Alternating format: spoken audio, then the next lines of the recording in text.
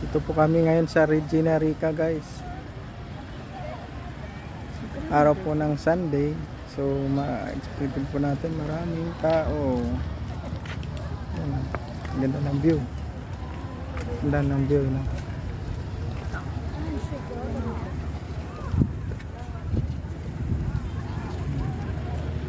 Ay, nadaan ba sila? Ito yung church dito.